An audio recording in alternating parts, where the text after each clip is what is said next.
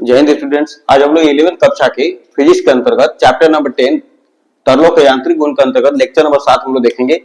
धारारेखीय प्रवाह lecture number 7 है। जो लोग 6 तक लेक्चर नहीं देखे होंगे पीछे वीडियो में 6 तक लेक्चर डालकर पूरा देख लेंगे आप लोग। ठीक है, सर्च करेंगे चैप्टर नंबर 10 11वीं फिजिक्स और लेक्चर नंबर डालकर आप देख सकते हैं पूरा वीडियो को। ठीक है, अब हम देखेंगे धारारेखीय प्रवाह क्या होता है।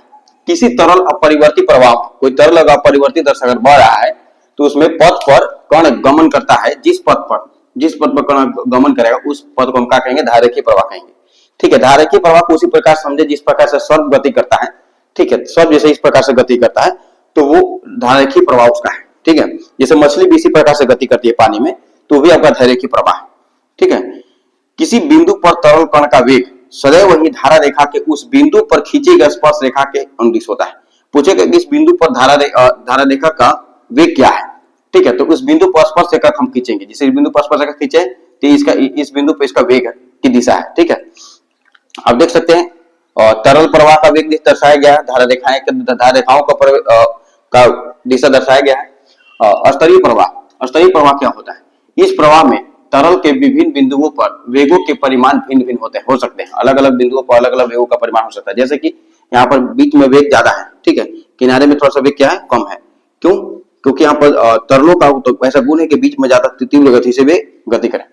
ठीक है, परंतु उनकी दिशाएं एक दूसरे के समांतर होती है। दिशा सेम रहेगा, परिमाण अलग अलग होगा वेग का, लेकिन दिशा क्या रहेगा? सेम रहेगा, एक ही दिशा में गति करें।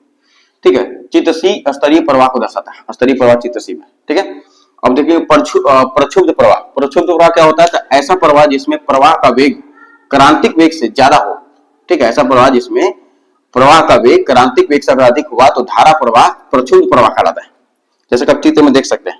ठीक है, जैसे कि कुछ जेट धाराएं हैं किसी समतल प्लेट से टकराई तो इस प्रकार का अपना मार्ग पकड़ती हुई चली गई। इसमें वायु जेट प्रवाह के लंबवत रखी चपटी प्लेट से टकरा रहा है। ठीक है, ये प्रक्षुब्ध प्रवाह है। ठीक है, अब हम देखेंगे सांतत्य समीकरण। सांतत्य समीकरण क्या होगा? असमान अनुप्रस्थ काट क्षेत्रफल वाले अनुप्रस्थ काट वाले पाइप से किसी असंपीड्य तरल का अपरिवर्ती प्रवाह चित्र में प्रदर्शित है। देख सकते हैं यहाँ पर अनुप्रस्थ काट का क्षेत्रफल यहाँ पर ज्यादा है, यहाँ पर अनुप्रस्थ काट का क्षेत्रफल कम है। ठीक है, यहाँ पर वेग जो V1 है, यहाँ पर वेग V2 है। यहाँ पर आप देख सकते हैं कि जो क्षेत्रफल कम हुआ तो वेग यहाँ पर ज्यादा हुआ। ठीक है, क्योंकि धारा का प्रवाह सेम है।